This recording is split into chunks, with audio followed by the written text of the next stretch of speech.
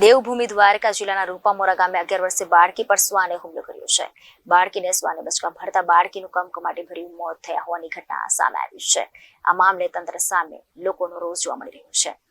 અવારનવાર રખડતા શ્વાનોનો આતંક સામે આવતો હોય છે, ત્યારે ફરી એકવાર દ્વારકા જિલ્લામાં શ્વાનના આતંકથી માસૂમ બાળકીનું મોત નીપજ્યું છે.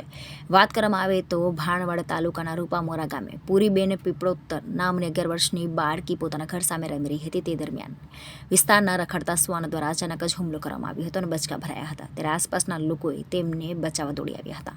તાત્કાલિક 108 મારફતે ગંભીર રીતે ઘાયલ બાળકીને ભાણવડ હોસ્પિટલ લઈ જવામાં આવ્યું હતું, પરંતુ શ્વાનના આતંક સામે માસૂમ બાળકીનું રસ્તામાં જ મોત નીપજ્યું હતું અને કમકમાટી ભર્યું મોત નીપજ્યું હતું. અંતે ઉલ્લેખનીય છે કે દ્વારકા જિલ્લામાં વારંવાર શ્વાન અને આખલાઓના આતંકના વિડીયો તેમજ સમાચારો સામે આવતા હોય છે.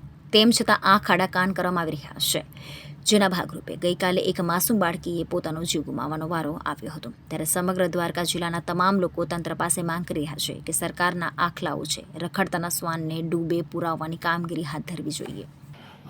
ગઈકાલે આપણા દેવભૂમિ દ્વારકા જિલ્લાના ભાણવડ તાલુકાના રૂપામોરા ગામે જે 11 વર્ષીય દીકરીને કૂતરાઓએ ખૂબ જ ખરાબ રીતે કરડતા એને ગંભીર હાલતમાં નજીકના દવાખાનામાં 108 દ્વારા મોકલવામાં આવેલ, જ્યાં એ દીકરીને મૃત ઘોષિત કરવામાં આવેલ હતી.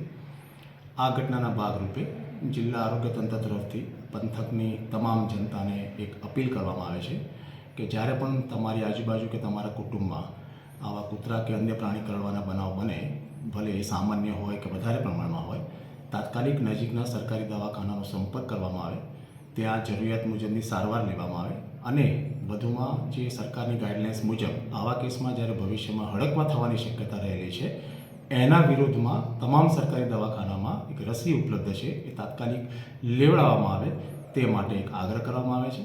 વધુમાં દર વર્ષે લગભગ આપણા જિલ્લામાં અંદાજે 3500 જેટલા કૂતરા કરડવાના બનાવ પામે છે, જેથી કરીને કોઈએ કુટુંબમાં આવી ઘટનાનો સામનો ન કરવો પડે.